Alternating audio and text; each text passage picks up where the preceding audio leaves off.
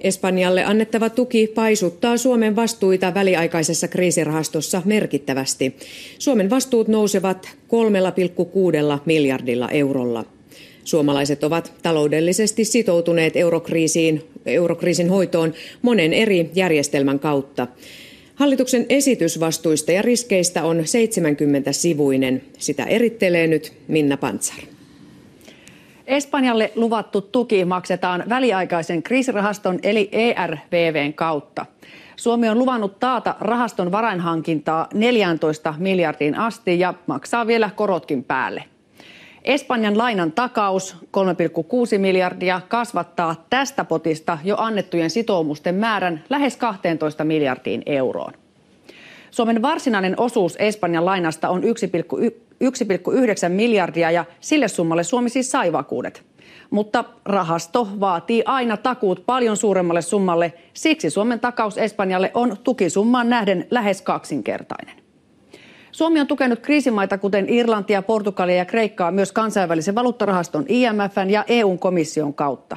Näillä mailla meidän rahaa on nyt käytössä 1,7 miljardia. Suomi on antanut Kreikalle ja Islannille rahaa myös suoraan, Kreikalle miljardin ja Islannille 300 miljoonaa.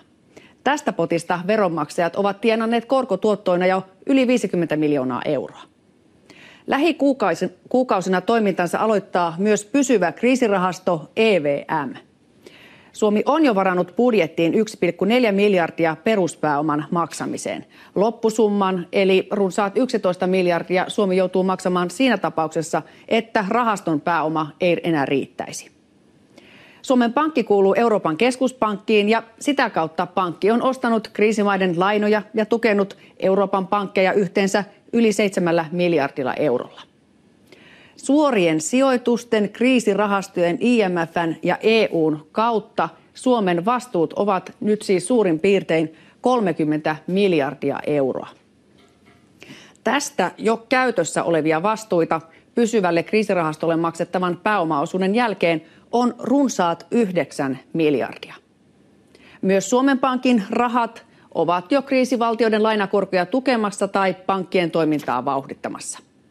Kaiken kaikkiaan Suomi on siis osallistunut tai sitoutunut osallistumaan velkakriisin hoitoon peräti 37 miljardilla eurolla. Tämä on siis tilanne tällä hetkellä ja jos velkakriisi yhä pahenee, summa voi tästä paisua. Ja vakuuksista tarkemmin vielä Yle Uutisten verkkosivuilla. Euroopan talousmahti Saksa on selviytynyt talouskriisistä ainakin toistaiseksi